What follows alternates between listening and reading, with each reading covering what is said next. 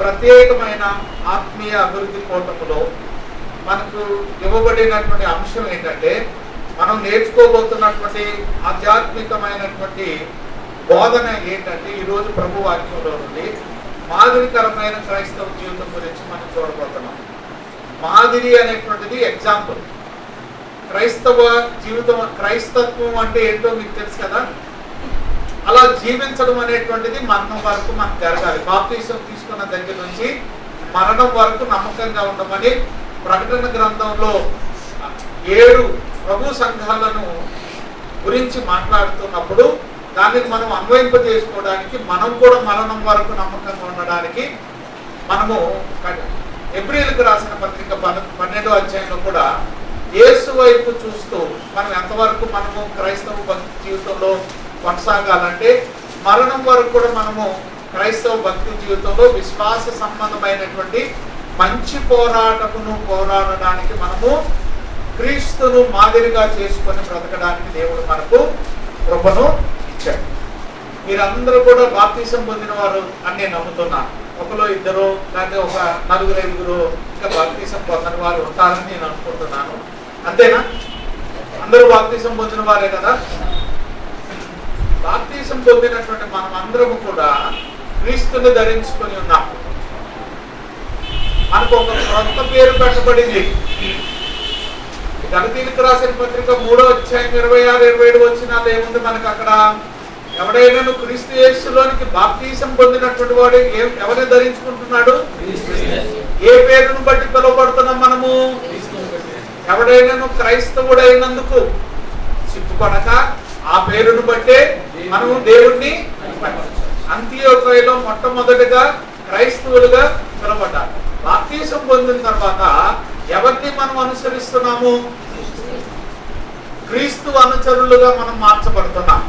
ఇదివరకు ఎవరిని అనుసరించాము?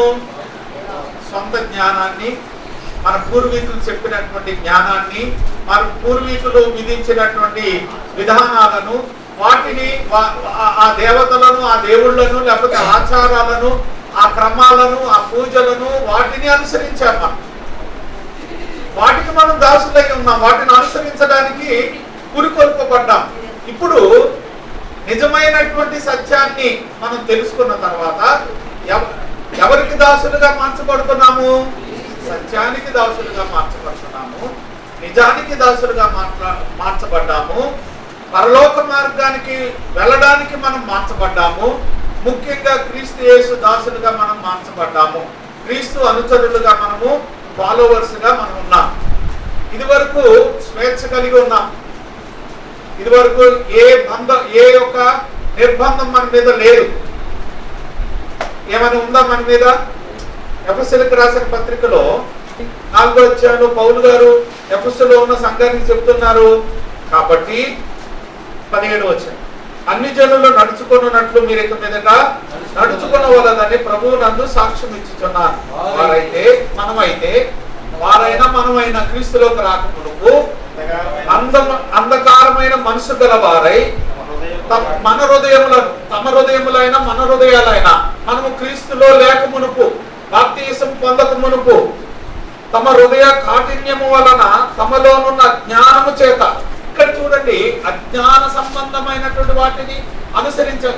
దాంట్లో ఏ జ్ఞానం లేని వాటిని అనుసరించాం. ఏ తెలివి యోచన లేని దాని యందు మనం ఆలోచన చేశాం. ఏ మాట పలుకు లేని దాని దగ్గరికి మనం వెళ్ళాం. దానికి దాసులుగా మనం బ్రతికాం. అజ్ఞానం అన్నాడు దేవుడు. ఏమని పిలిచాడండి దానిని? ఇదివరకు మనం ఏమై ఉన్నాము? జ్ఞానంలో రాకమునుపు, ఆధ్యాత్మికమైన భక్తి క్రైస్తవ జీవితంలో రాకమునుపు మనం ఎక్కడ బుద్ధిహీనులుగా ఉన్నాం. మనం దేవుడు లేని ప్రజలుగా మనం ఉన్నాం. అప్పుడు మన ప్రవర్తన ఎలా ఉండేది? స్వేచ్ఛగా ఉండేది. ఎలా ఉండేదండి? స్వేచ్ఛగా ఉండేది. దేవుని వలన కలుగు జీవములో నుండి వేరుపరచబడిన వారై తమ మనసు కలిగిన వ్యర్థతను అనుసరించి నడుచుకొనుచున్నారు. సిగ్గులేని వారుగా ఉన్నారు, అపవిత్రతతో ఉన్నారు, అత్యాశతో ఉన్నారు, తమ తాము కాముకత్వముగా అప్పగించుకున్నారు. అయితే ఇప్పుడు వారైనా మనమైనా యేసుని గురించి విని ఆయన అందరి ఏమున్నదని నమ్మాము. ఇప్పుడు గట్టిగా చెప్పండి, ఇంకా గట్టిగా చెప్పండి. యేసుప్రభు వారు ఏం చెప్తున్నాడు? యోహాను సువార్త 14వ అధ్యాయము 6వ వచనములో ఏమని చెప్పబడింది? యేసు ఏమని చెప్తున్నాడు? మొట్టమొదటి పాయింట్, నేను మార్గము, నేను జీవము, నేను. ఈ లోకంలో అనేకమైనటువంటి గొప్ప గొప్ప వారు చరిత్రలో కనబడుతూ ఉన్నారు. ఏ చరిత్రలో చూసిన గొప్పవారు, దేవుళ్ళు, దేవతలు అనబడిన వారు నేను మార్గము, నేను సత్యము, నేను జీవము అని ఎవరు కూడా చెప్పలేదు. యేసు నిజమైనటువంటి దేవుడు కనుక ఆయన ఏం చెప్తున్నాడంటే నేను మార్గము, నేను సత్యము, నేను జీవము అని ఆయన చెప్తూ ఉన్నాడు. అయితే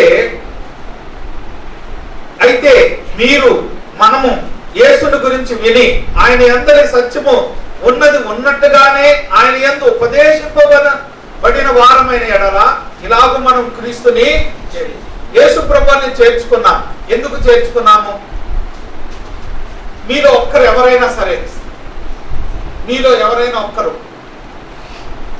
యేసుని ఎందుకు తెలుసుకున్నారు, ఎలా తెలుసుకున్నారు? ఇది చాలా ప్రాముఖ్యమైన విషయం. నేను రమణపాల్ గారి గురించి నాకు బహుగా తెలియదు, అంతగా తెలియదు, ఇప్పటికీ కూడా తెలియదు. మొన్న కొంత మట్టికే తెలుసుకున్నాను.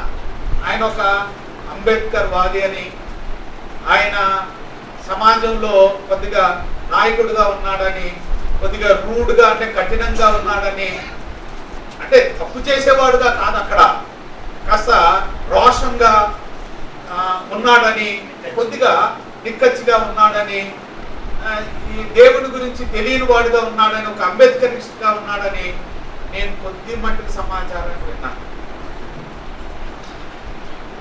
ఎలా తెలుసుకున్నారు దేవుని గురించి? తన భార్య ద్వారా దేవుని గురించి తెలుసుకున్నానని చెప్పాడు. తన భార్య చెబితేనే యేసుని గురించి విన్నారా? యేసులో ఏముంది? ఆ మహాత్మ్యము, యేసులో గొప్పతనం ఏముంది? మన జీవితాలకు ఆయనని ఎందుకు ఎగ్జాంపుల్ గా తీసుకున్నాము? ఆయనే నిజము, ఆయనే జీవము, ఆయనే సత్యమని ఎలా ఆయనని మనం ఓన్ చేసుకున్నాం, ఎలా తీసుకున్నాం ఆయనని మనం? నువ్వు ప్రభులు యేసు గురించి నువ్వు ఏం తెలుసుకొని ఆయనని అనుసరించడానికి ఇష్టపడ్డావు? నాన్న చెప్పడం వేరు, అమ్మ చెప్పడం వేరు, దైవజనుడు చెప్పడం వేరు, ఇరుగు వారు చెప్పడం వేరు.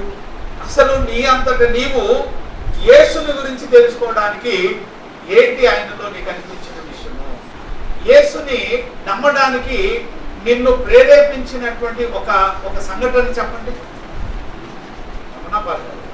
ప్రభులోనికి ఈరోజు ఇంత బలమైన పరిచయం చేస్తున్నారు కదా, మిమ్మల్ని యేసు ప్రభావితం చేయడానికి ఒక కారణం చెప్పండి. అందరి దగ్గర అనేకమైన కారణాలు ఉన్నాయి. యేసుని వెంబడించడానికి నీకు నాకు చెప్పుకోవాలంటే అనేకమైన కారణాలు ఉన్నాయి. ఆయన గుడ్డివారిని బాగు చేశాడు, మహాత్యం కలిగినటువంటి ప్రభు ఆయన ప్రేమామయుడు. ఆయన ప్రేమ ఎలాంటిది? కొలవలేని యేసుని ప్రేమ మనము ఏ కొలతతో కొలవగలము? కొలత లేని అపరిమితమైనటువంటి ప్రేమను, వర్షాన్ని కురిపించినటువంటి ప్రభు ప్రేమామయుడు.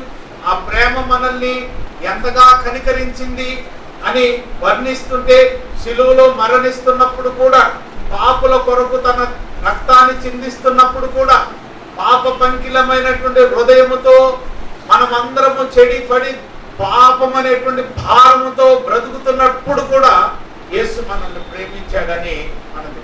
దేవుడు లోకాన్ని ఎంతో ఎంతో ఎవరి ద్వారా ప్రేమించాడు?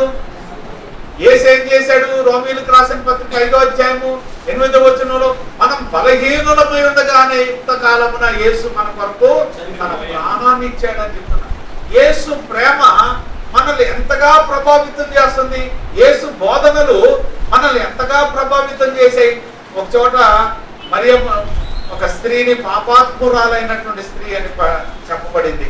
అందరూ ఆమె పాపం చేసిందని రాళ్ళతో కొట్టడానికి అందరూ కూడా యేసు దగ్గరికి తీసుకొని వచ్చారు. కొట్టేస్తారా యేసు ప్రభు వారు? ఏం చేశారు యేసు ప్రభు వారు? సరే, అది బానే ఉంది, కానీ ఆమెతో మాట్లాడిన విధానం ఏంటి? నేను పొరపాటు చేస్తే నువ్వు ఇంకా నీకు తేలికైపోతాను. ఇంకా నేను పొరపాటు చేశానని నీకు తెలిసింది అనుకోండి, నేను తాగుతున్నానని నీకు తెలిసింది అనుకోండి, నేను వ్యభిచరిస్తున్నానని మీకు తెలిసిందనుకోండి, నేను దొంగనని మీకు తెలిసిందనుకోండి, నేను అబద్ధం చెప్తున్నానని మీకు తెలిసిందనుకోండి, మీరు ఎంత చెడ్డవాళ్ళైనా, మీరు ఎంత మీకు ఏ చదువు శాస్త్రం తెలియపోయినా అప్పటికి నేను మీకు దాసుని అయిపోయినట్టు, మీకు నేను చులకన్నా తేలికైపోయాను నేను. కానీ యేసు ఎవరిని తేలిక చేయదు.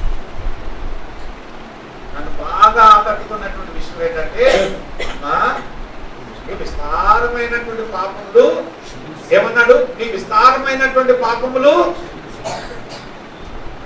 ఒక మనిషి ఈ లోకానికి, మనిషిగా ఈ లోకానికి వచ్చినటువంటి ప్రభువు పాప క్షమాపణ తన రక్తం చేతనే కాకుండా మాట చేత కూడా ఏం చేస్తున్నాడు, అమ్మా నువ్వు క్షమాపణ కలిగిన దానిపై నువ్వు వెళ్ళుము అని అంటూ సమాధానం నీ వెంట వస్తుంది అన్నాడు. ఏంటండి, మనమైతే ఏమంటాం, పనికి మాలిన అమ్మాయి, పనికి మాలినటువంటి అబ్బాయి, నువ్వు కరెక్ట్ కాదు, నువ్వు పనికిరావు సమాజంలో, నేను వెళ్ళేస్తున్నాను, నువ్వు ఊరికి దూరంగా, బంధువులకి దూరంగా, ఇంటికి దూరంగా, గ్రామానికి దూరంగా నువ్వు వెళ్ళిపో అని మనం పంపించేస్తాం. అని ప్రభు అలాంటి ప్రభు, క్షమించేటువంటి ప్రభు. 10 మంది కుష్ఠరోగులు దూరం ఉండి రక్షకుడైన యేసుని పిలుస్తా ఉన్నారు. ఏమని పిలుస్తున్నారు వారందరూ? దావీదు కుమారుడా కరుణించుము, కరుణించుము అని అంటే యేసు వారి వైపు చూసి, మీరు వెళ్ళి యాజకులకు మీ దేహాలను కనబరుచుకోమని స్వస్థపరిచినటువంటి ప్రభు. మాట చేత గాలిని, తుఫానుని ఆపినటువంటి ప్రభు ఆయనకు మనకు మాదిరి. కొరింథీయులకు రాసినటువంటి 2వ పత్రిక 5వ అధ్యాయము 21వ వచనం చదువుదాం. 20 నుంచి 21. కాగా దేవుడు మా ద్వారా వేడుకొనినట్టు మేము క్రీస్తుకు రాయబారులమై దేవునితో సమాధానపడుడని క్రీస్తు పక్షంగా మిమ్మల్ని బతిమాలుకొనుచున్నాం. ఎందుకనగా ఇక్కడ యేసుని గురించి పౌలు గారు చెబుతున్నటువంటి మాట చూడండి, ఎంత మనకి ఎగ్జాంపుల్ గా ఉన్నాడు, ఎంత గొప్ప ఉదాహరణ అయి ఉన్నాడు. మనం ఆయన యందు దేవుని నీతి అగునట్లుగా పాపం ఎరగని ఆయనను మన కోసం పాపముగా ఎందుకు ఆయన రోల్ మోడల్. ఎబ్రీయులకు రాసిన పత్రిక 5వ అధ్యాయంలో ఏటా ప్రధాన యాజకుడు కూడా తన సొంత పాపముల విషయమై పాప నివారణ కొరకై ప్రాయశ్చిత్తమైనటువంటి బలిని అర్పించవలసిన వారై ఉన్నారు. లేవి దేవుని మోసే ధర్మశాస్త్రంలో అయితే, కానీ యేసు ప్రభువారు అలా కాదు. ఏ పాపములే మన యాజకుడైన యేసు, మన ప్రధాన యాజకుడైన యేసు ప్రజల పాపముల కొరకే.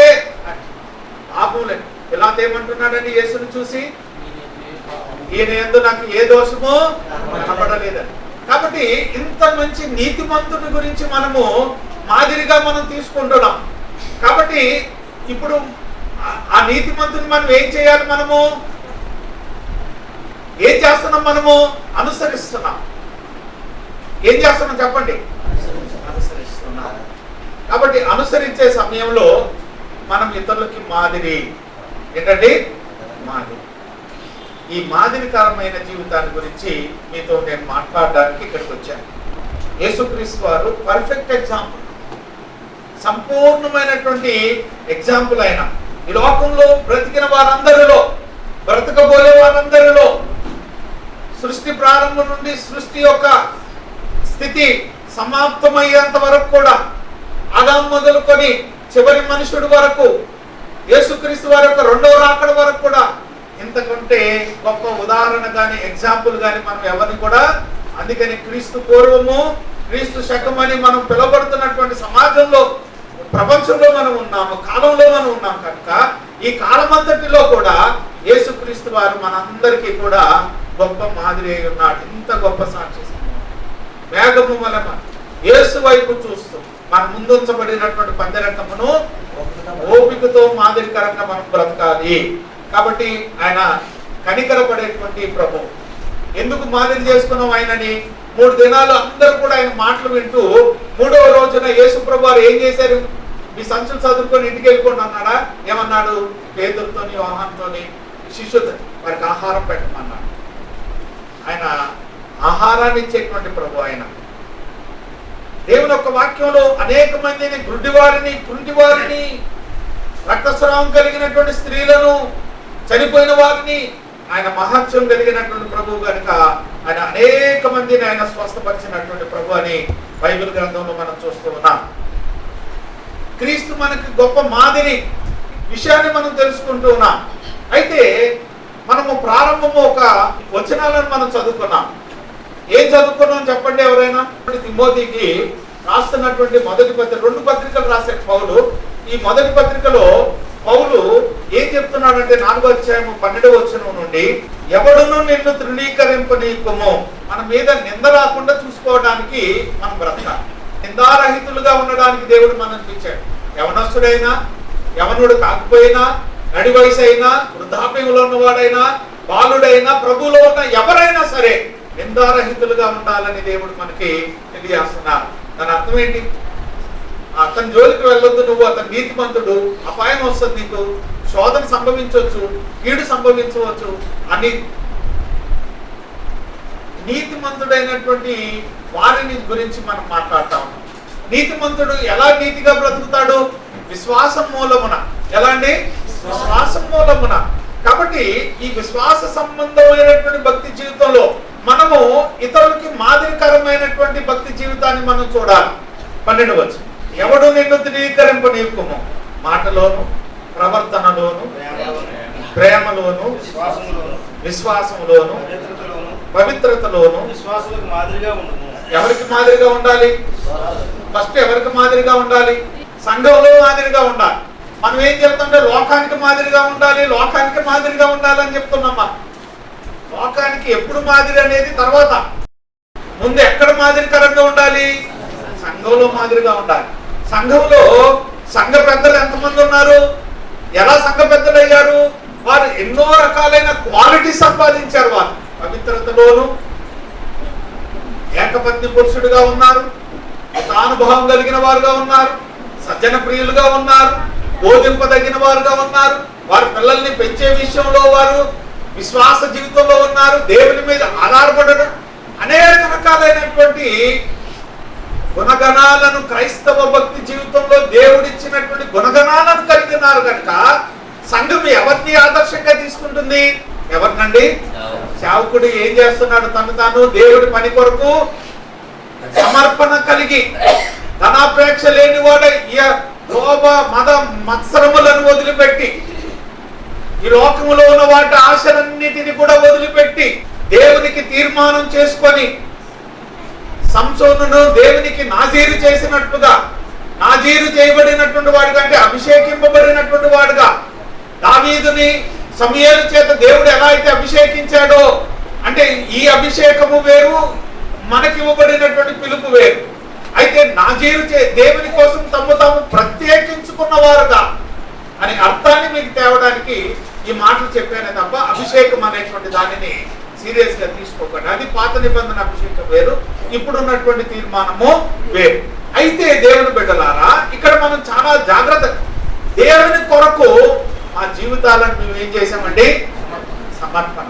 జ్ఞానం లేని వారితో మాట్లాడాలి, జ్ఞానం కలిగిన వారితో మాట్లాడాలి, మూర్ఖులతో మాట్లాడాలి, మూర్ఖులు కాని వారితో మాట్లాడాలి, అందరితో మాట్లాడాలి. ఒక్కొక్కరు ఒక్కొక్క ఆలోచన, అన్ని ఆలోచనలు ఎక్కడ తీసుకుంటాం మేము? దేవుని ఎదుట దగ్గర తీసుకొస్తాం. దేవుడు అంటున్నాడు, ఈ మనుషులందరినీ కూడా ఎక్కడ నిలబెట్టాలని మా ప్రయత్నము దేవుని. కాబట్టి రెండో వ్యక్తి ఎవరు ఇక్కడ? మరి ఇంకా మాదిరికరమైన వాళ్ళు లేరా సంఘంలో? స్త్రీ. ప్రతి ఆదివారం మొట్టమొదటిగా వచ్చేటువంటి స్త్రీ ఎవరు ఇక్కడ? స్త్రీలో ముందొచ్చి కుర్చీలు సదిరి, చాప సదిరి తుడిచేవారు ఎవరు ఇక్కడ? పేతురు చెరసాలలో ఉన్నప్పుడు సంఘంలో స్త్రీలందరూ ఏం చేశారు? చిన్నపిల్లలు మొదలుకొని స్త్రీలందరూ అత్యాసక్తితో ప్రార్థన చేశారు. మాదిరి. కాబట్టి ఇక్కడ మాదిరి అనేటువంటి మాట మనం చూసినప్పుడు ఎక్కడ మాదిరికరంగా ఉండాలో పౌలు గారు ఇక్కడ చెప్తున్నాడు. విశ్వాసులకు మాదిరిగా ఉండుము, నేను వచ్చే వరకు చదువుట ఎందును, ఏంటండి ముందు మాట ఏంటి? ఏం చదువుతున్నాం? నిజమేనా? మీరు చెప్పే మాట నిజమేనా? ఏం చదువుతాము ఉదయం నుంచి సాయంకాలం వరకు? ఎక్కువగా ఉదయం నుంచి సాయంకాలం వరకు అయితే మనం ఒక 60-70 అధ్యాయాలు చదవాలి. మీరు అనొద్దు ఉదయం నుండి సాయంకాలం వరకు నేను బైబిలే చదువుతున్నానని. మీరు చదివేది బైబిల్ ఏంటంటే బైబిల్ కూడా చదవట్లేదు ఈరోజు చాలా మంది. ఎందుకంటే రమణపాల్ గారు ఒక వాట్సాప్ లో ఒక మెసేజ్ పెడుతున్నారు, అది చదివితే మనకి ఈరోజు బైబిల్. ఇంకో ఆయన ఇంకో అయ్యగారు ఇంకో వచనం పెడతారు. రెండోది ఇంకో వచనం పెడతారు. బైబిల్ని చదవకుండా మనము ఈ వచనాలతో ఆపకూడదు. ఈ వచనాలు ప్రేరేపణ, దాంట్లో ఏముందో చదవడానికి చాలు అనుకుంటే చాలు. లేదు ఈ వాక్యం పైనే ఉంది కిందే ఉంది దేని గురించి రాయబడిందని నువ్వు చదివితే నువ్వు గ్రంథాన్ని పరిశీలన చేయి. చదువుట ఎందు నువ్వు చదువుతున్నావని ఇతరులు తెలుసుకొని వారిని మీరు అనుసరించున్నట్లుగా వారు చదివేవారుగా ఉంటారు. బైబిల్లో వదిలేస్తే స్త్రీలు అందరూ చదువుతారు, వదిలేయాలి కానీ ప్రభు సంఘం వదిలేయాలి కానీ ప్రభు వాక్యం వదిలేస్తే ఇక్కడి నుంచి అక్కడి వరకు అందరూ చదువుతారు పోటీ పడి, కానీ ఇక్కడ చదవరు. ఇది ప్రాబ్లం. మాదిరికరంగా లేరు పురుషులు. కానీ ఆధిక్యత ఇచ్చింది ఎవరికి? దేవుడు పురుషులకే. కానీ ఈ పురుషులేంటి? లేజీ ఫెలోస్, సోమరులైనటువంటి నిష్ఫలులుగా మనం ఉండకూడదు. మనల్ని చూసి మాదిరికరంగా మనం ఇతరులు చదవాలి. యంగ్ జనరేషన్ కి మన సత్యనారాయణ గారు ఉన్నారు, లేకపోతే ఫలానా పీటర్ గారు ఉన్నారు, ఫలానా యోహాన్ గారు ఉన్నారు. ఆదివారం వారు చదువుతా ఉంటే అసలు ఏం చదువుతున్నారు? చదువుట ఎందు గ్రంథ పరిశీలన ఏది? ఆదివారం రావడం మానేయడం, ఆదివారం రావడం మళ్ళా ఇంటికి వెళ్ళిపోవడం. మనం గ్రంథ పరిశీలన చెయ్యాలి. చదువుట ఎందును హెచ్చరించుట దైవజనుడే హెచ్చరిస్తా ఉంటాడు. సరిగ్గా కూర్చో, మీరు సామ్యానికి రండి, మీరు ఎందుకు మానేశారు, ఎందుకు రావట్లేదు? హెచ్చరిక ఎవరు చేస్తున్నారు సంఘంలో? సంఘ పెద్దలు. మరి మీరేం చేస్తారు? మీరు ఎవరికి మాదిరి? ఇప్పుడు మీరు ఎవరిని మాదిరిగా, మీరు మాదిరిగా ఉంటారా? మాదిరికరమైన వారిని వెంబడిస్తారా? మిమ్మల్ని ఇతరులు వెంబడించే వారుగా మీరు మారుతారా? ఏం చేయాలనుకుంటున్నారు? హెచ్చరించుట ఎందును. హెచ్చరించడం అంటే కొడతా తిడతా కాదు. ఇక్కడ దైవజనుడ సన్నద్ధుడై ప్రతి సత్కార్యమునకు పూర్ణముగా సిద్ధపడి దైవావేశం వలన కలిగిన లేఖనములను ఇతరులకు హెచ్చరిక చేయాలి. తప్పులో ఉన్న వారిని, పొరపాటులో ఉన్న వారిని హెచ్చరించాలి. హెచ్చరిస్తే రూడుగా అనిపిస్తుంది కొంతమందికి, తప్పదు. వారు కఠినంగా వారు ఏమనుకున్నా పర్వాలేదు. మనం ఏం చేయాలంట? సరి కూర్చో, చదువు, దేవుని వెంబడించు, ప్రార్థించు. యేసుప్రభు వారు ఏమని హెచ్చరించారు తన శిష్యుల్ని? యేసుప్రభు వారు రాత్రి వేళ దూరం వెళ్ళి ఆయన ప్రార్థన చేసి మళ్ళా ముగించుకొని వచ్చేటప్పటికి శిష్యులు ఏం చేస్తూ వచ్చారు? ఏమని హెచ్చరించాడు? కాసేపైనా ఏమన్నాడు? కాసేపైనా మీరు మెలకుగా ఉండి. అది హెచ్చరిక కాదా? నిద్రపోతున్న వారిని సేవకులు లేవు కదా, అమ్మ నిద్రపోదని సంఘంలో ఎవరు చూసి నవ్వుతా ఉంటారు. ఆయన ఒక్కడే హెచ్చరిస్తే నిష్ఠూరం ఆయన మీదే పడుతుంది. నాకెందుకులే ఈ బాధ అని మీరు ఆగిపోతున్నారు. ఒకరితో నాకేం సంబంధం? నేను వచ్చానా, వెళ్ళానా, దేవుడిని ఆరాధించానా? నువ్వు ఎవరికి మాదిరి కాదని అంటావు. కానీ దేవుడు అంటున్నాడు, మాదిరికరమైన క్రైస్తవ ఆధ్యాత్మికమైన భక్తి జీవితాన్ని నువ్వు కలిగి ఉండాలని దేవుడు కోరుకుంటున్నాడు. హెచ్చరించక ఎందును, ఏమండి? పోయిన వారం ఎవరు వాక్యం చెప్పారు ఇక్కడ? అంతకుముందు వారం ఎవరు వాక్యం చెప్పారు? అంతకుముందు పోయిన సంవత్సరం ఎవరు చెప్పారు? మీరు కూడా రండి. ఆయన మీకు మాదిరి కదా? ఎన్ని విషయాలు చెప్పారు? మీరు కాలమును బట్టి చూస్తే మీరు ఎన్ని సంవత్సరాలైంది? 10, 11. అరే 11 సంవత్సరాల తర్వాత గ్రామర్ రాకపోతే ఎలా? 12 సంవత్సరాల తర్వాత వ్యాకరణం రాకపోతే ఎలా? 13వ సంవత్సరంలో నీకు లెక్కలు రాకపోతే ఎలా? 14వ సంవత్సరంలో నీకు ఆంగ్లం రాకపోతే ఎలా? నువ్వు నేర్చుకున్న ఎగ్జామ్ లో పాస్ అయిపోతే ఎలా? ఇన్ని సంవత్సరాల్లో ఎన్ని బోధలు నువ్వు నేర్చుకున్నావు? ఒక బోధ చెప్పండి. బోధించేవారుగాను జాగ్రత్త ఉండుము. పెద్దలు హస్త నిక్షేపణ చేయగా ప్రవచనముల వలన నీకు అభిప్రాయింపబడిన నీలో ఉన్న వరమును, అలా నీలో కూడా టాలెంట్స్ ఉన్నాయి. నీలో ఏం టాలెంట్ ఉంది? నీలో ఏముంది? ఆసక్తికరమైన విషయము. దాన్ని ఏం చేస్తున్నావు నువ్వు? ఎప్పటికప్పుడు దాన్ని నీ తలంతులను వాడడానికి వాయిదా వేస్తున్నావు. నీలో పాటలు పాడేటువంటి గుణం ఉందా? రాగాలు ఉన్నాయా? నీలో వాక్యం చదివేటువంటి శక్తి జ్ఞానం నీలో ఉందా? ఏముంది నీలో? దానిని నువ్వు ఏం చేయాలంటే నీకు ఇవ్వబడినటువంటి తలాంతులను దేవుడు ప్రతి ఒక్కరికి 5 తలాంతులని, తర్వాత ఎన్ని? 2 తలాంతులని, ఆ తర్వాత ఏంటండి 1 తలాంతని. మీకు ప్రతి ఒక్కరికి ఏదో ఒక తలాంతు ఉంది. ఒకరికి వాక్యం చెప్పగలిగిన వారికి, ఒకరిని తీసుకురాగలిగిన వారికి, ఒకరిని సన్మానించగలిగిన వారిని, ఇలా అనేకమైనటువంటి తలాంతులు దేవుడు మనకి ఇచ్చారు. మనం మన తలాంతులను వాడుతున్నప్పుడు ఇతరులు చూసి వారికి ఇవ్వబడిన తలాంతులను వాడడానికి వారి ప్రభులో ముందుకు వచ్చేటువంటి వారుగా ఉండాలి. నీ అభివృద్ధి అందరికి తేటగా కనబడు నిమిత్తము వీటిని నీ అభివృద్ధి అంటే ఎన్ని ఉంగరాలు పెట్టుకున్నావు, ఎన్ని క్షమించండి, నేను ఉంగరాలు పెట్టుకున్న వారికి నేను వ్యతిరేకం కాదు. మీరు ఖచ్చితంగా ఒకటికి మించి ఎక్కువ ఉంగరాలు పెట్టుకోవాలి, మీ ఇంట్లో ఉండాలని జీవిస్తున్నాను, తప్పేం లేదు. దాని గురించి కాదు నేను మాట్లాడు. నీ అభివృద్ధి నీ వ్యాపారం గురించి కాదు.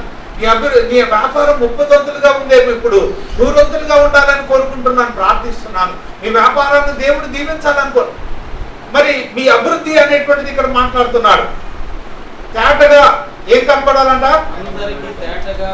ఏంటి అది కనపడేది? నీ అభివృద్ధి. మీ ఉద్యోగంలో ప్రమోషన్, మీ ప్రమోషన్ రావద్దని చెప్పట్లేదు, మీ ప్రమోషన్ రావాలని కోరుకుంటున్నాను. ఆ అభివృద్ధి గురించి కాదు. మేడ కట్టారు, 2nd ఫ్లోర్ వేశారు, మంచి అభివృద్ధి, దాని గురించి కాదు నేను మాట్లాడేది. మీరు 3rd ఫ్లోర్ కూడా కట్టండి, నేను కాదని నేను అనట్లేదు. ఏ అభివృద్ధి గురించి మాట్లాడాలి? ఆధ్యాత్మికమైనటువంటి ఎదుగుదల గురించి. చూసారా? కాబట్టి ఏ గ్రంథం ఎక్కడుందో ఈ 10 సంవత్సరాల్లో మనం తెలుసుకోలేకపోతాం. ఏ విషయం ఎక్కడుందో, ఎంతమంది రాజులు ఉన్నారు, ఎక్కడున్నారు, ఏమయ్యారు, ఏంటి, ఈ గ్రంథం అంతా కూడా గొప్ప భాండాగారం, జ్ఞాన భాండాగారం. ఈ గ్రంథంలో అనేకమైన ఆసక్తికరమైనటువంటి గొప్ప ఆలోచనలు దేవుడు దీంట్లో పెట్టాడు. ఆయన మహిమ, ఆయన కృప, ఆయన ఆశీర్వాదాలను దేవుడు ఉంచాడు. ఆయన గొప్ప గొప్ప ఆజ్ఞలను దేవుడు ఈ గ్రంథంలో దేవుడు ఉంచాడు. వాటిని చదువుట యందు నువ్వేమై ఉండాలంట? నీ తలాంతులను, నీ అభివృద్ధి, ప్రార్థించడంలో నీ అభివృద్ధి, ఇచ్చే విషయంలో నీ అభివృద్ధి, ఇతరులని ప్రేమించే విషయంలో నీ అభివృద్ధి, సమాధానం కలిగి ఉండడంలో నీ అభివృద్ధి, ఆధ్యాత్మికమైనటువంటి అభివృద్ధి. చాలా సంవత్సరాల తర్వాత ఎవరైనా కనబడినప్పుడు నేను పాత వ్యక్తిగా ఉన్నప్పుడు చూసినటువంటి వారు, నువ్వు మారిన తర్వాత కొన్ని సంవత్సరాల తర్వాత నువ్వు వారి దగ్గరికి వెళ్ళి ఉన్నట్టుగా నువ్వు బిహేవ్ చేసినప్పుడు అప్పటికి ఇప్పటికి ఎంత మాదిరి ఉంది. మాదిరి ఏంటి? ఇచ్చే విషయంలో మాదిరిగా ఉన్నారు. ఎప్పుడు అదే నోటు డబ్బు గురించి మాట్లాడు, కానీ ఈరోజు మాట్లాడు. బైబిల్లో దేవుడు ధనం మీద ఆశ కలిగిన వాడా? మరి ధనవంతులు అవ్వాలని ఎందుకు కోరుకుంటున్నాడు మనల్ని? ఎలా ధనవంతులు అవుతారని దేవుడు చెప్తున్నాడు. ఎందుకు పేద విధవరాలు 2 కాసులు ఎందుకు గుర్తు చేశాడు? అసలు ఎందుకు ఆ పాయింట్ని దేవుడు రే చేయడానికి కారణం ఏంటి? ఆమె మనసు దేని మీద ఉందని చెప్పాలనుకుంటున్నాడు ప్రభు. ఆమె మనస్సు దేని మీద కేంద్రీకృతమై ఉన్నదని చెప్పాలనుకుంటున్నాడు దేవుడు. నీ ధనం ఎక్కడుందో నీ మనసు అక్కడే ఉంటుంది. కాబట్టి దేవుడు దేని గురించి మాట్లాడుతున్నాడు? ధారాళంగా దయచేయి దేవుని మీద నువ్వు ఆధారపడేటట్టుగా నువ్వు మాదిరికరమైనటువంటి భక్తి జీవితం. ఆమె మనకి ఎంత మాదిరి? ఆమె పేద విధవరాలు, ఇచ్చే విషయంలో మనకి ఎంత మాదిరి? పుచ్చుకునే విషయంలో మనం ఇతరులకు చాలా మాదిరిగా ఉంటాం. దోచుకుంటా ముందుకు వస్తాం. మనం ఇచ్చే ఎంత వెనక్కి వెళ్ళిపోవాలో అంత వెనకాలి. దేంట్లో నువ్వు మాదిరి? నువ్వు దేనిలో మాదిరికరమైనటువంటి క్రైస్తవ భక్తి జీవితాన్ని ఏనాడైనా నువ్వు పార్టిసిపేట్ చేసావా? అంటే ఇక్కడ మంచిగా ఉన్న వాళ్ళ దగ్గరికి వచ్చి ఈ ప్రసంగం చేయడం ఏంటి? నేను మాదిరికరమైన వాళ్ళ దగ్గరకు వచ్చి మాదిరికరమైన విషయాల గురించి మాట్లాడడం ఏంటి? అయినా మన అనుభవంలో కొన్ని మనము ఓవర్లుక్ చేసి ముందుకు వెళ్తున్నామేమో, అందుకు దేవుడు మనతో మాట్లాడుతున్నాడు. నేను విషయంలో గనులని నేను కాదని నేను అనట్లేదు, కానీ ఆదిమ సంఘం అంతా గొప్పవారైతే కాదు. మీరు ఆదిమ సంఘం అంతా మాదిరికరమైనటువంటి భక్తులని హెచ్బి కాలనీలో ఉన్న మా స్థానిక సంఘమైన, శ్రీరాంపురంలో ఉన్న మీరైనా, ప్రభు సంఘమైన ఏ పాటికి వాళ్ళ కాలికొట్టికి మనం ఎవరం కూడా పనికిరాం. వారు స్థిరాస్తులను అమ్మి అపోస్తుల పాదముల దగ్గర పెట్టారు. దయచేసి వారిని ఎగ్జాంపుల్గా ఈరోజు తీసుకోగలమా? ఆ భక్తి నీలో ఉందా? ఆ విశ్వాసం నీలో ఉందా? అమ్మేద్దామా, వెళ్ళిపోదామా, బయటికి వెళ్ళిపోయి అమ్మేసి వచ్చేద్దామా? ఒక్క వస్తువు ఇక్కడ పెట్టడానికి నీ మనసు రాదు. నువ్వు ఎలా మారి? దేవుడి కోసమే కదా. దేవుడిని ఇచ్చేస్తే నేను పేదవాడిగా చేసేస్తానా? ఇవ్వడంలో మాదిరికరంగా ఎందుకు ఉండలేకపోతున్నావు? నువ్వు వెతికి తీసుకొచ్చి ఇస్తున్నావే. మొత్తం గుప్పిడిలో నుండి వచ్చిన దాన్ని నువ్వు ఇతరులకు మాదిరికరంగా ఎందుకు ఉండలేకపోతున్నావు? ఇచ్చే విషయంలో ఎందుకు మాదిరికరంగా ఉండదు? చాలా మంది ప్రార్థన చేయమంటే మరి ఎప్పుడు రెడీగా ఉంటావు చెప్పు, అప్పుడే పిలుస్తాను నేను. దేవుని బిడ్డ మాదిరికరమైన క్రైస్తవ భక్తి జీవితాన్ని గురించి మనం ధ్యానం చేస్తా ఉన్నాం. ఇవ్వడం అనేటువంటిది గొప్ప ఆశీర్వాదం. తన జీవనం అంతటిని కూడా ఆమె ఏం చేసింది? గట్టిగా చెప్పండి. తన జీవనం అంతటిని దేవుడు అడుగుతున్నాడు. నువ్వు ఇవ్వలేని స్థితిలో ఉన్నావా? ఇవ్వగలిగిన స్థితిలో ఉన్నావు, కానీ మాదిరికరమైనటువంటి భక్తి జీవితం. నేను అదే 100 రూపాయలు, అదే జీతం వస్తే 500, అదే 1000 రూపాయలు, అంతకు మించి నువ్వు ఎదగడం లేదు. ఏ రకంగా నువ్వు మాదిరి ప్రార్థన ఏమని చాలా మంది ఏమని ప్రార్థన చేస్తారని నేను జనరల్ గా చెప్తాను. తండ్రి ఏం దేవా, ఈ రోజు ఇచ్చినందుకు, ఈ దినాన్ని ఇచ్చినందుకు, ఈ ఆహారాన్ని ఇచ్చినందుకు, మా కుటుంబాన్ని దీవించినందుకు, సంఘంలో ఉన్న బిడ్డలు దీవించినందుకు, ఈ రోజు మాకు ఈ యొక్క అవకాశాన్ని ఇచ్చినందుకు, మా బిడ్డలకి ఉద్యోగం ఇచ్చినందుకు, మా బిడ్డలకు ఉద్యోగం రాకపోతే ఉద్యోగం. ఇదే ప్రార్థన. ఫస్ట్ లో ఇదే ప్రార్థన చేసాం, ఇప్పుడు అదే ప్రార్థన చేస్తాం, రేపు కూడా అదే ప్రార్థన చేస్తాం. కొత్త విషయాలు నీకేం లేవా? ప్రార్థన చేయడానికి అనుభవాలు లేవా? అనుభూతి లేదా? నీ హృదయంలో సంఘర్షణ లేదా? నువ్వు దేవుడిలో ఆధ్యాత్మికంగా ఎదగలేకపోతున్నావా? దేవుణ్ణి స్తుతించలేకపోతున్నావా? కీర్తించలేకపోతున్నావా? మంచి మాటలతో దేవుణ్ణి గణపరచలేకపోతున్నావా? ఇదివరకు రాజుల్ని ప్రజలందరూ కూడా రాజాది రాజ, రాజగంభీర, రాజమార్తాండ అని ఆయన రాజుని పొగిడేవాడు. మన రాజుని పొగడడానికి మాటలు లేవా? దేవా, ఆకాశాలను సృజించినటువంటి తండ్రివి నువ్వు, సముద్రాలను సృజించినటువంటి దేవుడు నువ్వు, సమస్త బ్రహ్మాండ కోటిని సృజించినటువంటి దేవుడు నీవు, నన్ను ఈ రూపంగా సృజించినటువంటి దేవుడు, నా తల్లి గర్భంలో 9 నెలలు దాచిపెట్టి ఈ భూమి మీదకి తీసుకొచ్చినటువంటి దేవుడు, నా అంతరేంద్రియములో నిర్మించినటువంటి దేవుడు, ఈ యొక్క సమస్త సృష్టిని బ్రహ్మాండాన్ని ఏలుతున్నటువంటి దేవుడు నువ్వు. ఉపవాసం అందరికి సంఘానికి కనబడాలని కాదు, కుటుంబంలో ఉపవాసం. నీ భార్యకు తెలియదు నువ్వు ఉపవాసం చేస్తున్నావో లేదో. అమ్మ నాన్న ఎందుకు తినట్లేదంటే, నాన్న ఈరోజు ఉపవాసం ఉన్నా, వెళ్ళి సంఘంలో చెప్పడం కాదు, కుటుంబంలో కూడా మాదిరికరంగా ఉండాలి. కుటుంబంలో నువ్వు మాదిరికరంగా ఉండాలి. నువ్వు ఎలా ఉంటావో నీ బిడ్డలు కూడా అలానే ఉంటారు. నువ్వు పాటలు పాడలేనోడివి, నువ్వు వాక్యం చదవలేనోడివి, నువ్వు ఇవ్వలేనోడివి, ప్రార్థన చేయలేనోడివి, సువార్తకు వెళ్ళలేనోడివి, నువ్వు ఎలా మాదిరికరమైనటువంటి క్రైస్తవ భక్తి జీవితంలో నువ్వు జీవించిన వాడిగా ఉన్నావు. మనం సిగ్గుపడవలసినటువంటి విషయాల్లో సిగ్గుపడాలి. మనం మారు మనసు పొందాలి. బుద్ధి వచ్చినప్పుడు, బుద్ధి కలగడానికి లూకాసు వార్త 15వ అధ్యాయంలో దేవుడు తప్పిపోయినటువంటి కుమారుని గురించి బుద్ధి వచ్చినప్పుడు పైన అంటున్నాడు మారు మనసు. మనం మారు మనసు పొందడానికి దేవుడి మాటలన్నీ కూడా మనతో మాట్లాడుతున్నాడు. కాబట్టి ఎవరెవరు బైబిల్లో మనకు మాదిరికరం అంటే నేను చిన్నగా క్లుప్తంగా ముగించడానికి ప్రయత్నం చేస్తున్నాను. చూడండి, రోమీయులకు రాసిన పత్రిక 4వ అధ్యాయం 20 నుంచి 22 వచనాలు గబగబా చదవండి. అవిశ్వాసం వలన దేవుని వాగ్దానముల గురించి ఏం చేయక ఎవరి గురించి చెప్తున్నారు ఇక్కడ? దేవుడు అబ్రహాము గురించి. అబ్రహాము గ్రేట్ ఫెయిత్, అబ్రహాముకు ఉన్నటువంటి విశ్వాసాన్ని గురించి చెప్తున్నాడు. ఆయనకు మనకు మాదిరి. విశ్వాసం లేకుండా దేవునికి ఇష్టడై ఉండుట అసాధ్యము. దేవునికి ఇష్టడై ఉండుట అసాధ్యము. దేవుని వద్దకు వచ్చేవాడు ఆయన ఉన్నాడని, ఆయన ఫలము దయచేవాడని మనం నమ్మాలి. అబ్రహాము రమారమి 25 సంవత్సరాలు దేవుని మీద విశ్వాసం కలిగిన వాడుగా ఉన్నాడు. అబ్రహాముకు దేవుడు చేసిన వాగ్దానం ఏంటి? నీవు నివసించు దేశాన్ని విడిచిపెట్టి నేను చూపించబో దేశానికి నువ్వు లేచి వెళ్ళమన్నాడు. నీ ద్వారా అనేకమైనటువంటి గోత్రాలు, అనేకమైన దేశాలు, అనేకమైన ప్రజలు నీ సంతానం ద్వారా దీవింపబడతాయి. అప్పటికి సంతానం లేదు 70 సంవత్సరాల అబ్రహాంకి. అబ్రహాం ఏం చేశాడు? దేవుణ్ణి నమ్మెను. ఏంటండి? దేవుణ్ణి నమ్మెను, అది అతనికి నీతిగా ఎంచబడేనని వచ్చినాన్ని మనం అక్కడ చూస్తున్నాం. ఎవరు మాదిరి ఇప్పుడు మన విశ్వాసానికి? గట్టిగా చెప్పండి. అదే ఒక్కరోజు ప్రార్థన చేయగానే మరుసటి రోజున మనం ఏం చూస్తున్నాము? కార్యాలు జరగలేదు, విషయాలు జరగలేదు, దేవుడు ఏంటి ఇంకా ఆలస్యం చేస్తున్నాడు అనే విశ్వాసము నీది. అబ్రహాం విశ్వాసం ఏంటంటే ప్రమారం 25 సంవత్సరాలు ఆగినటువంటి విశ్వాసం. ఈ మధ్యలో ఎన్ని శ్రమలు వచ్చాయి? శారాన్ని తీసుకెళ్లి ఇంకో రాజు దగ్గర అప్పచెప్పాల్సి వచ్చింది, అక్కడ ఉంచాల్సి వచ్చింది. ఎన్ని శ్రమలు పడ్డాడు, ఎన్ని కష్టాలు పడ్డాడు, విశ్వాసంలో ఎంతగా పోరాడాడు.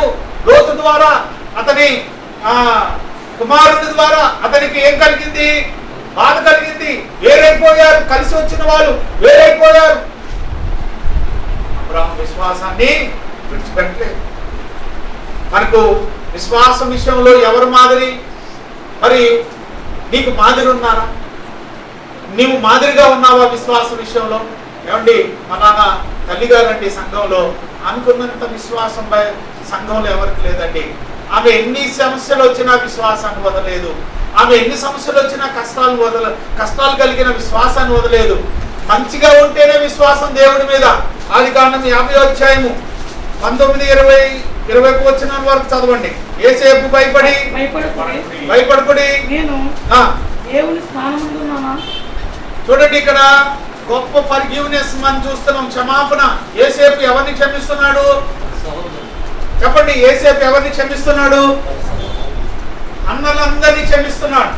చిన్నవాడు బెన్యామీనుని క్షమించట్లేదు. ఇక్కడ బెన్యామీనుకి తెలీదు, బెన్యామీను ఏ పాపం కూడా చేయలేదు యేసేపు విషయంలో.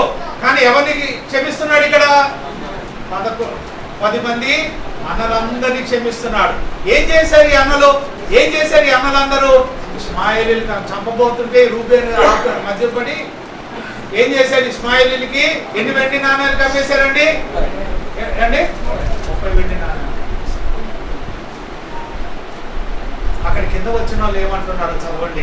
యేసేపు ఆధ్యాత్మికమైనటువంటి భక్తి జీవితం అక్కడ మనకి, మీరు నాకు కీడు చేయని ఉద్దేశించి ఉన్నారు, కానీ నేటి దినము ఈ రకంగా జరుగునట్లు దేవుని ప్రణాళిక అని క్షమించేసాడు. వాళ్ళు మీ పక్కనే కూర్చొని పొరపాటు చేశారని ఎన్ని సంవత్సరాలైనా మాట్లాడడానికి వాయిదా వాయిదా వాయిదా. వాళ్ళు చూడడానికి కూడా ఇష్టపడవు. వాళ్ళకి సెకండ్ ఎవరికైనా ఇష్టం లేని వాళ్ళు ఇష్టం లేకపోతే సెకండ్ కూడా మనం ఇవ్వలేం. ఇది దేవుని ఎదుట మనం అమర్యాదగా ప్రవర్తించడము. నువ్వు మాదిరిగా నువ్వు యేసేపు లాగా ఇతరులు క్షమించేటువంటి వాడుగా ఉండాలి. యేసేపు మనకు మాదిరి క్షమించే విషయంలో.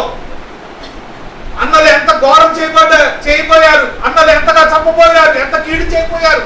తల్లి నుంచి తండ్రి నుంచి ఎన్ని సంవత్సరాలు వేరు చేసేసారో చూడండి. ఎంత బాధ అనిపించాడు. జైల్లో వెళ్ళడానికి కూడా కారణం మానసిగా అమ్మేశారు.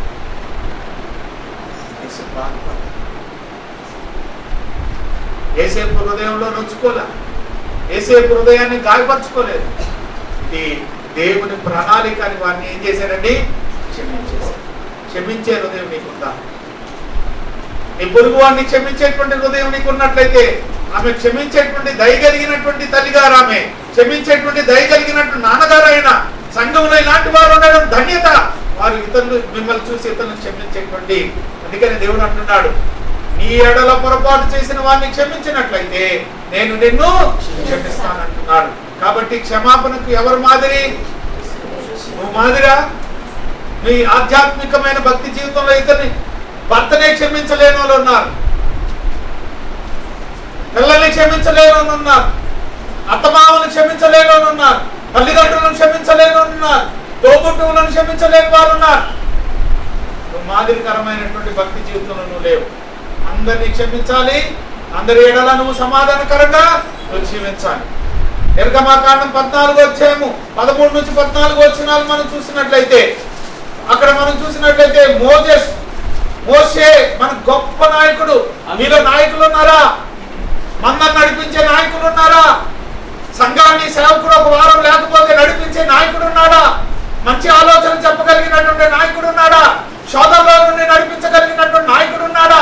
భక్తి జీవితంలోనికి నడిపించగలిగినటువంటి నాయకుడు ఉన్నాడా? విశ్వాసపాత్రులుగా దేవుని ఎదుట నిలబెట్టగలిగినటువంటి నాయకుడు, అనేకమైనటువంటి శ్రమలో నుండి విడుదల కలగజేసేటువంటి నాయకుడు, దేవుని సత్యాన్ని బోధించగలిగినటువంటి నాయకుడు మీలో ఉన్నారా? అలాంటి నాయకుడు మనకు మాదిరి. ఇదిగో మన నాయకుడు ఇక్కడ ఉన్నారు, ఇదిగో మన నాయకుడు ఇక్కడ ఒకడు ఉన్నారు, ఇదిగో మన నాయకుడు ఇక్కడ ఉన్నారు, ఇదిగో మన నాయకులు ఉన్నారు. మీరు ఎవరికి నాయకులుగా ఉన్నారు? మీరు ఎవరికి మాదిరిగా ఉన్నారు? నాయకత్వం కలిగి ఉండాలని లీడర్షిప్ అంటున్నాడు దేవుడు. మోషే నేను నోటి మాంద్యము కలిగినటువంటి వాడిని అంటున్నాడు. లేదు, నిన్ను నేను నడిపిస్తాను అంటున్నాడు దేవుడు. నీవు కూడా అనొచ్చు, అయ్యా నాకు తొందరపాటు ఉంది, నేను మాట్లాడలేని వాడను, నేను జ్ఞానం లేని వాడను నువ్వు అనుకోవద్దు. నువ్వు దేవుని కొరకు నువ్వు నాయకుడుగా ఉంటే నేను అనుసరించడానికి అనేకమైన అనుచరులు దేవుడు నీకు ఉంచాడు.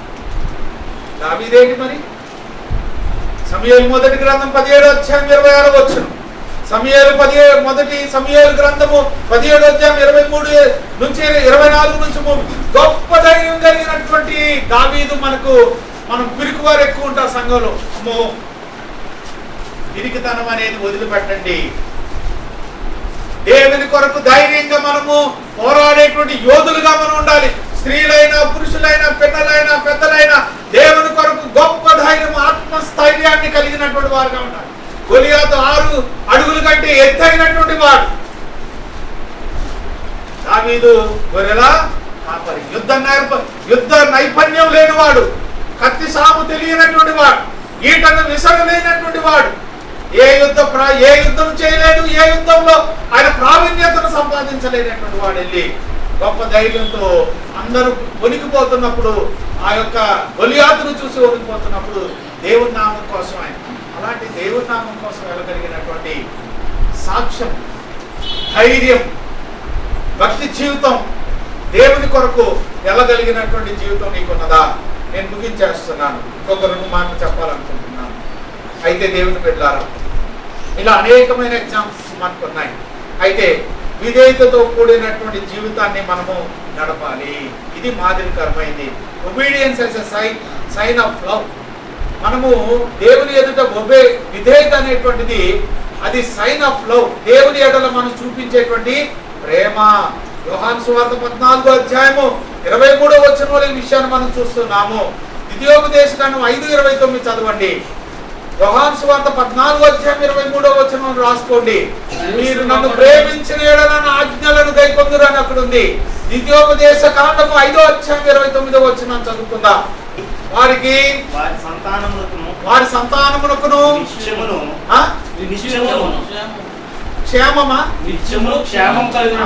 నిత్యము క్షేమము కలుగును. వారు నా యందు భయభక్తులు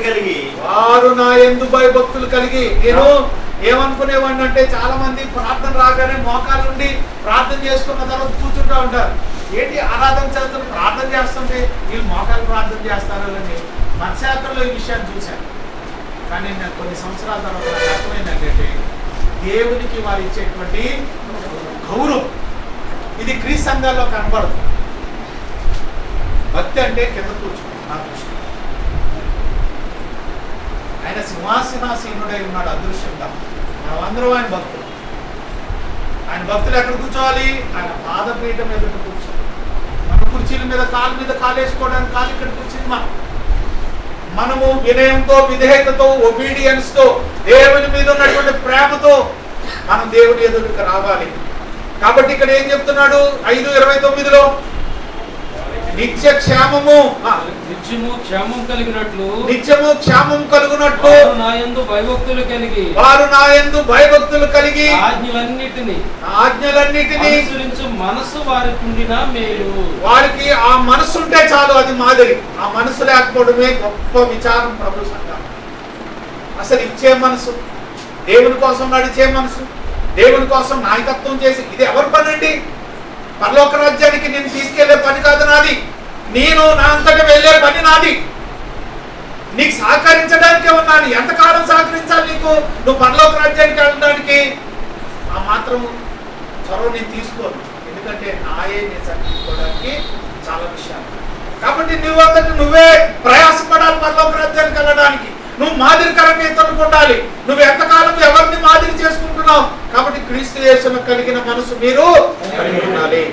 సేవ మరియు కరుణ. ఇంకోటి ఇది ఉంటే నేను మాదిరిగా చేసుకుంటాను. కరుణ అంటే ఏంటమ్మా? కరుణ అంటే ఏంటి? చాలా మంది ఈ మధ్య సీరియస్ గా చూస్తున్నారు. మదర్ తెరీసా చూస్తే ఆమె స్టాచ్యూ కూడా అంత ఒదిగిపోయి ఉంటుంది. కరుణ, ఆమెలో కరుణ, దేవుని ప్రేమ చూపిస్తుంది. ఎవరి పట్ల కరుణ? నీ పక్కన పేదవాడు వెళ్ళిపోయినా నీకు పట్టింపు లేదు, దరిద్రుడు వెళ్ళిపోయినా పట్టింపు లేదు, రోడ్డు మీద పడిపోయిన వాడు పట్టింపు లేదు. సేవా కరుణ అనేది మర్చిపోయావు. ఎప్పుడో సంవత్సరానికి ఒకసారి దుప్పట్లు పంచుతావు. నీ దుప్పట్లు ఎవరు కావాలి? అన్యులు కూడా పంచి పెడుతున్నాను. అదేనా నీ సేవా కరుణ? అది ఫోటోలు, మళ్ళీ పబ్లిసిటీ, పెద్ద పెద్ద హోర్డింగ్స్, తిప్పుబడండి. ఇది కాదు భక్తి, ఇది కాదు సేవ, ఇది కాదు కదా. కుష్టి వారిని చూసి, తల్లిదండ్రులు లేని వారిని చూసి, వేద విధవరాలను చూసి, ఆహారం లేని వారిని చూసి, సేవ, కరుణ, క్రైస్తవ భక్తి జీవితం. మదర్ తెరీసా ఎంతమందికి ఆదర్శప్రాయంగా ఉంది. ఆమె ఎంతమందిని ఆమె అనుసరించి మదర్ తెరీసా సేవా సంస్థలను పెట్టారు. ఆమె ఎంతమందికి దేవుని కరుణ, ప్రేమను చూపించింది. ఆయన కరుణ, జాలి నీలో రావట్లేదు, నీలో లేదు. నీలో అడుగంటిపోయినట్టుగా, కన్నీళ్ళు అడుగంటిపోయినట్టుగా సేవ, కరుణ నీలో అడుగంటిపోయింది. కాబట్టి నువ్వు సేవ చేయడానికి దేవుడు నేను మాదిరికరంగా ఉండడానికి దేవుడు నేను పిలిచాడు. ఎఫెసీయులకు రాసిన పత్రిక 4:32 కొలసీయులకు రాసిన పత్రిక 3:12 తర్వాత ఆధ్యాత్మికమైన వృద్ధి, స్పిరిచువల్ గ్రోత్. మీలో నుండి రాతి గుండెను దేవుడు తీసివేసి మాంసపు హృదయాన్ని, కరుణ, జాలి, దయ ఇవన్నిటిని దేవుడు మనకు ఉంచి ఉన్నాడు. కాబట్టి దేవుని బిడ్డలారా, ఆధ్యాత్మికమైన వృద్ధి, ప్రార్థించడము ఆధ్యాత్మికమైన జీవితం. దేవుని సన్నిధికి వచ్చి దేవుని స్తుతించడము ఆధ్యాత్మికమైన భక్తి జీవితం. ఇతరులకు దానం చేయడం ఆధ్యాత్మికమైన భక్తి జీవితం. భార్యని, పిల్లల్ని దేవునిలో పెంచడము ఆధ్యాత్మికమైనటువంటి భక్తి జీవితం. క్రోధము, తర్వాత కాఠిన్యము, కార్పణ్యము, శత్రుత్వము, క్రోధము, కక్ష, ఈర్ష్యలన్నిటినీ వదిలి సర్వాంగ పరిత్యాగులుగా హృదయములో ఉన్నటువంటి చెడునంతనంతటిని కూడా విడిచిపెట్టి సాధువులాగా, క్రీస్తులాగా మార్చబడమే ఆధ్యాత్మికమైనటువంటి భక్తి జీవితము. ఈ ఆధ్యాత్మికమైనటువంటి భక్తి జీవితంలో మనం కొంగెందుకు కప్పుకుంటున్నాము? ఈ కొంగెందుకు కప్పుకుంటున్నాము? దేవునికి స్త్రీలు ఇచ్చేటువంటి గౌరవము. ఇది ఎవరికి ఆధ్యాత్మికమైనటువంటి భక్తి జీవితం? దేవునికి. ఇది దేవునికి చెందుతుంది. దేవుని బిడ్డ, ఇది చాలా గొప్ప విషయం. ఇది మనం నేర్చుకోగలిగినటువంటి విషయం. ఇది ఆధ్యాత్మికమైన వృద్ధి. పేతురు రాసిన 2వ పత్రిక 1వ అధ్యాయం 3-8 గలతీయులకు రాసిన పత్రిక 5వ అధ్యాయం 22-23 ఆత్మ ఫలాలను గురించి చెప్పాడు. ప్రేమ, సంతోషము, సమాధానము, సాత్వికము, దీర్ఘశాంతము, ఆశాది, ఇవన్నీ ఆధ్యాత్మికమైన జీవితంలో కోణాలు మనలో. దేవుడికి మన పట్ల రోజు రోజుకి మా పిల్లల్ని చూస్తే నాకు రోజు రోజు కొత్తగా అనిపిస్తుంది. మీ పిల్లల్ని చూసినా దేవునికి మన నూతనమైన వాత్సల్యం పడుతుంది. దేవుని బిడ్డను చూస్తే ఒకళ్ళకి వందనాలు చేస్తారు, ఇంకోళ్ళని వందనాలు చేయరు. ఏది మీలో ఆధ్యాత్మికమైనటువంటి ఉంది? చివరిగా దేవుని స్వభావం. 5వ అధ్యాయం 5 వచనాలు చదువుకొని ముగించుకుందాం. మత్తయి సువార్త 5వ అధ్యాయం 13-16 చదువుకుందాం. మీరు లోకమునకు ఉప్పై ఉన్నారు. ఉప్పు నిస్సారమైనదైతే దేని వలన మీరు లోకమునకు ఉప్పై ఉన్నారు? మీరు లోకమునకు, సంఘంలో మాదిరి, కుటుంబంలో మాదిరి, ఆ చివరన లోకమునకు. అరే ఈవేం క్రైస్తవులరా, బైబిల్ పట్టుకెళ్తారు, తెల్ల బట్టలు వేసుకుంటారు, సిలువలు మళ్ళీ వేసుకుంటారు, వాక్యాలు, దేవుడు గ్రంథాలన్నీ కూడా రాస్తారు, అబద్ధాలు ఆడతారు, మోసం చేస్తారు, బూతులు మాట్లాడతారు, అసహ్యమైన కార్యాలు చేస్తారు. నిన్ను బట్టే కదా నా నామం అన్ని జనుల మధ్య. మాట స్పష్టత లేదు, కరుగ్గా మాట్లాడతారు, కఠినంగా మాట్లాడతారు, ప్రేమ, దయ, జాలి, కరుణ లేకుండా మాట్లాడతారు, ఉప్పు ఎక్కువ వేసినట్టుగా మాట్లాడతారు, కరకరలాడుతూ ఉంటారు, కొరకొరగా చూస్తూ ఉంటారు, కఠినంగా చూస్తూ ఉంటారు, క్రోధము, మనిషిలో రోషము. ఇవన్నీ క్రీస్తు లక్షణాలు. పౌలు అంటున్నాడు, నేను ప్రభు పోలి నడుచుకొచ్చిన ప్రకారం మీరును నన్ను పోలి నడుచుకోండి. మిమ్మల్ని పోలి ఎవరు నడుచుకోవాలి? మీ పిల్లలు నడుచుకోవట్లేదు, మీ ఇంటి పక్క వాళ్ళు నడుచుకోవట్లేదు, మీ పక్క వాళ్ళు నడుచుకోవట్లేదు. మీరు ఇంకా ఎదగాలని దేవుడు చెప్తున్నాడా? మీరు మరుగుజ్జులు అని చెప్తున్నాడు. ఇక్కడ ఎదగాలని చెప్పట్లేదు దేవుడు. మీరు మరుగుజ్జులు, మీ వయసు దాటిపోయినా మీలో రావట్లేదు విషయం. మీరు వయసు దాటిపోయినా మీలో ఆధ్యాత్మికమైన భక్తి జీవితం అనేటువంటిది రావట్లేదని దేవుడు కన్నీళ్ళు కాస్తున్నాడు. అప్పుడు ఒకసారి బాధ చేసి ఇంత బాధ చేసిన తర్వాత కూడా ప్రజల్లో మార్పు రాకపోతే మేము నిష్ప్రయోజనమైనటువంటి దాసులుగా బాధపడుతూ వెళ్ళిపోతూ ఉంటాం. ఒక్కల్లో కూడా దుఃఖం కానీ, నిజమే కదా నాలో మాదిరికరమైన భక్తి లేదని, నాలో నిజంగా ఇచ్చే జీవితం లేదని, నాలో కరుణ సేవ తాత్పర్యం నాలో లేదని ఒక్కరు కూడా తల నేలకి వేసుకుని ప్రార్థించలేకపోతున్నాం. చూసారా, మనం ఎలా మాదిరికరంగా మనం బ్రతుకుతామో చెప్తాం. మనం లోకానికి ఉప్పు ఎక్కువైనా కష్టమే, తక్కువైనా కష్టమే. మనం లోకానికి వెలుగు అంటున్నాడు దేవుడు. దేవుని స్వభావం క్రీస్తు యేసునకు కలిగిన మనస్సు మీరు కూడా కలిగినదండి. ఆయన శత్రువును కూడా ప్రేమించగలిగినటువంటి మనస్సు. దేవుడు అంటున్నాడు మీరు మాదిరికరంగా ఉండండి. ప్రార్థించే విషయం, ఇచ్చే విషయం, మాదిరికరమైన వ్యక్తుల్ని దావీదును మొదలుకొని, మోషే మొదలుకొని, యోసేపు మొదలుకొని, అలాగే అబ్రహామును మొదలుకొని దేవుడు మనకి యేసుని మీకు మాదిరికరంగా చూపించారు. మీ స్వభావాలు మార్చబడి మీరు ఇతరులను మాదిరికరంగా బ్రతకాలని దేవుడు కోరుకుంటున్నాడు. యేసు మన మాదిరి, మనము సంఘానికి మాదిరి. మీరు తీర్మానం చేసుకోండి. ఏ విషయాల్లో మీరు ఇప్పుడు విన్న విషయాల్లో ఎక్కడెక్కడ మీరు వెనకబడిపోయారో, ఎక్కడెక్కడైతే మీరు లోపభూయిష్టంగా ఆధ్యాత్మికమైన లోపభూయిష్టమైనటువంటి భక్తి జీవితంలో వేసారిపోయి వెనకబడిపోయి ఉన్నారో అక్కడ పాయింట్ తీసుకోండి, అక్కడ పాయింట్ అవుట్ చేయండి. నేను ఇక్కడ పడిపోతున్నాను, నేను ఇక్కడ లేవలేకపోతున్నాను, ఇక్కడ నేను సరిదిద్దుకోలేకపోతున్నాను. ఇదిగో దేవుడు బుద్ధి కలిగిన వాక్యాన్ని ఇచ్చాడు. ఇప్పుడు తప్పిపోయినటువంటి కుమారులాగా బుద్ధి పనికి వస్తుంది. బుద్ధి గురించి చెప్పాడు, జ్ఞానం గురించి చెప్పాడు, భక్తి గురించి చెప్పాడు. రండి, దేవుని ఎదుట సాగిలపడి మనం దేవుని ఎదుట ఒప్పుకున్నాం. దేవుని ఎదుట మనం ఒప్పుకొని ఇతరులకు మాదిరికరమైన క్రైస్తవ భక్తి జీవితాన్ని జీవించినట్లయితే పరలోకంలో దేవుడు అంటున్నాడు బలానమ్మకమైన మంచి దాసుడా అని. అక్కడ ప్రభు మనల్ని పిలవనై ఉన్నాడు కనుక మనమందరము కూడా దేవుని యొక్క కృపాసింహాసనం ఎదురుకి వెళ్ళినట్టుగా మన భక్తి జీవితాన్ని దేవునిలో ఆనందమయంగా, కరుణామయంగా, మరి సేవా తాత్పర్యంతో ప్రభు పనిలో నాయకత్వాన్ని కలిగి మనం ముందుకు వెళ్ళడానికి దేవుడి గొప్ప ఆశీర్వాదాన్ని, అవకాశాన్ని దేవుడు మనకి ఇచ్చాడు. దేవునికి మహిమ కలుగుతున్నాడు. ప్రేమ కనికరము దయగలిగిన మా తండ్రి, నీ పరిశుద్ధమైన నామమునకు స్తుతి స్తోత్రాలు, వందనాలు, కృతజ్ఞతలు చెల్లిస్తూ ఉన్నాం. మీ కృపను బట్టి, ప్రేమను బట్టి, ఆత్మీయ జీవితమైనటువంటి కార్యక్రమం ద్వారా మీ వాక్యం ప్రకటించడానికి, నేర్చుకోవడానికి, వినడానికి కృప చూపారు. ఈ చెప్పబడిన మాటలు ఎవరైతే విన్నారో ఆ బిడ్డలందరినీ మనసులు మార్చండి, వారి హృదయాలు మార్చండి.